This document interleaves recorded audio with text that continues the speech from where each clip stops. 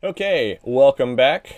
So after taking a look at some of the VMFS differences between VMFS 5 and VMFS 6, let's take a closer look at which versions of vSphere supporting which versions of VMFS, comparing vSphere with vSphere 6, 6.5, 6.7, VMFS 3 with VMFS 5, VMFS 6, just to kind of put it all back together here.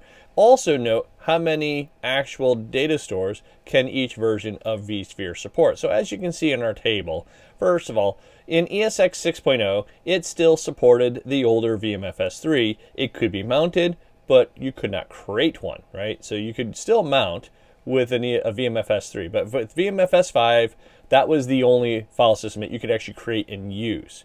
VMFS 6 wasn't supported yet with vSphere 6.0, and vSphere 6.0 had a max number of data stores per host limited at 256, which was actually a number that vSphere had been supporting for quite a few years.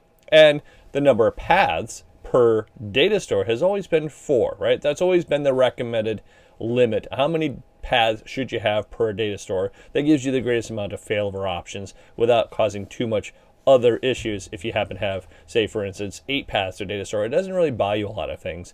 And in terms of the table here, you'll see that you're actually allowed 1,024 total paths per data store. So guess what? 256 times 4 gets you to 1024. So the issue here is that if you ended up having 8 paths to a data store for some whatever reason, since you're still only allowed 1,024 total paths, if you actually had that many paths to data stores, that would actually limit your data stores in half down to 128. So you really do want to kind of keep track of how many paths you have to a data store. It should just be 4 paths and you're good. And that's actually the case for every different version of vSphere, before vSphere 6.0 and of course every release afterwards.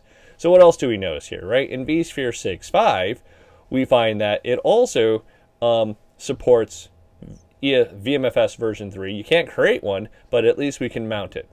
VMFS 5 and VMFS 6, though, both of those are supported, and we now doubled the number of data stores per host to 512, thereby also doubling the paths per data store as well, basically 512 times 4, giving us 2,048. And then in vSphere 6.7 and onwards, now we don't support VMFS 3 any longer. VMFS 3 cannot be mounted in a vSphere 6.7 and later environment. What will happen? Any VMFS 3 data stores that get mounted will automatically get upgraded to VMFS 5. And that's on first mount, right? And that's why you wonder why we only upgrading to VMFS 5. Well, because you can do an in-place upgrade from VMFS 3 to VMFS 5. You actually can't do an in-place upgrade from VMFS 5 to VMFS 6. Of course, you can't do that from VMFS 3 either. So you can do an in-place upgrade from 3 to 5. So that's what happens. And now you have a VMFS 5 data store where you might have had a VMFS 3 beforehand. And if you needed to now move it up to VMFS 6, we'll talk about that. Basically, what you need to do is a storage migration, which is what the path is to upgrade from VMFS 5 to VMFS 6. And also note, vSphere 6.7, we now support 1,024 data stores per host, which of course takes us to 4,096 total paths per host as well. Now, one thing to note here, that 1024 is for environments where you have 32 hosts or less, right? So when you have 32 hosts trying to access the data stores, you're allowed to have 1,024 hosts per data store. In an environment where you're actually presenting this to 33 and greater number of hosts, right? So any environments where you have over 32 hosts in a cluster, or that many hosts trying to access the storage, well, then the max number of hosts per data store actually is back to 512. So it's 1,024 provided you have 32 hosts or less in your environment trying to access that same storage. But that's still a pretty good number of storage devices per host.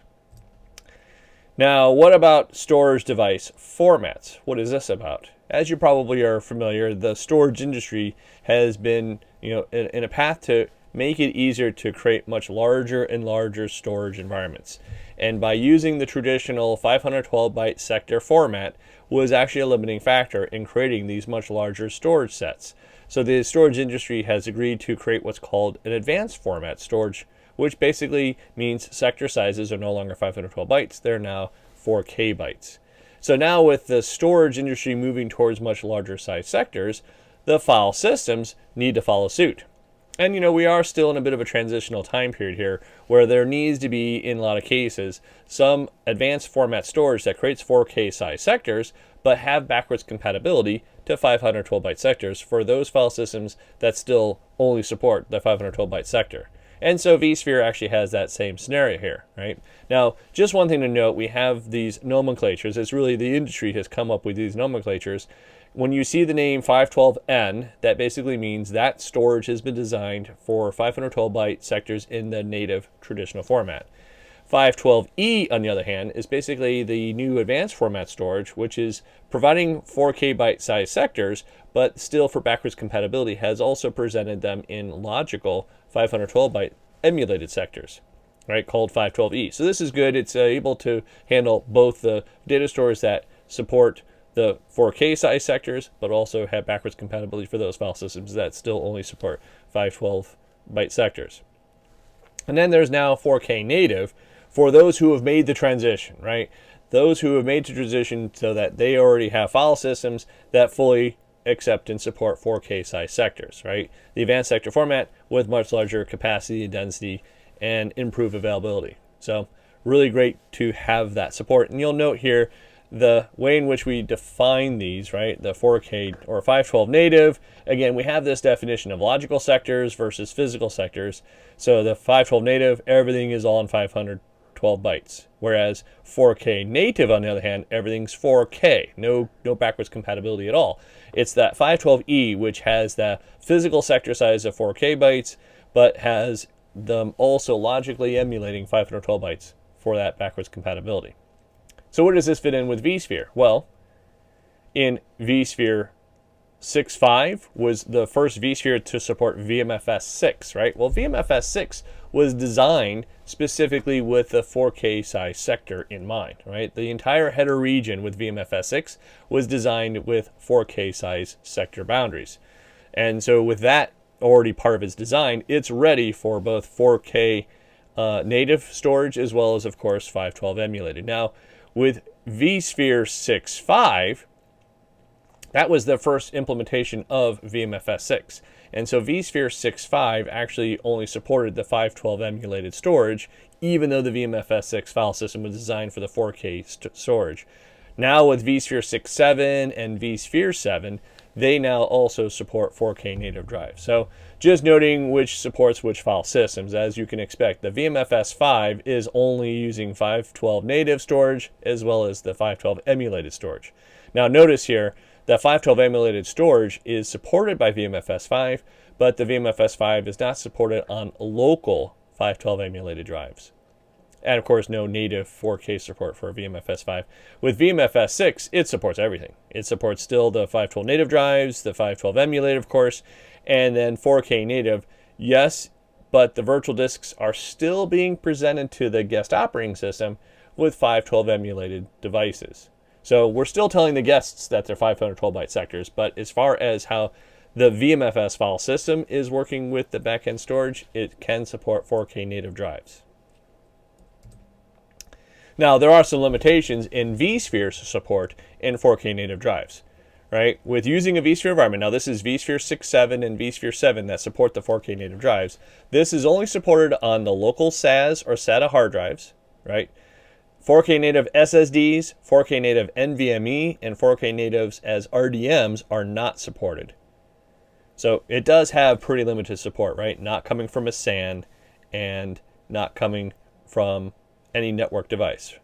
Booting from 4K native drives is supported with UEFI firmware only, and the plugin for multipathing that you use must be using the native multipathing plugin. Can claim those 4K native drives.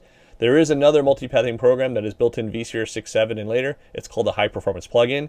It's actually meant and designed exclusively to work with NVMe devices. NVMe devices that are using the 512 emulated, not NVMe 4K native, right? Because that is not supported.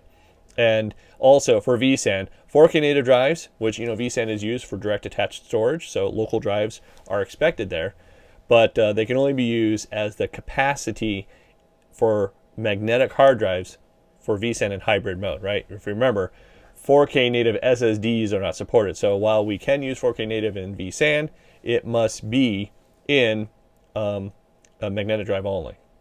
So that was a quick look at our storage formats. Take a break again, and we'll come back and finish up this lesson. So see you in a few.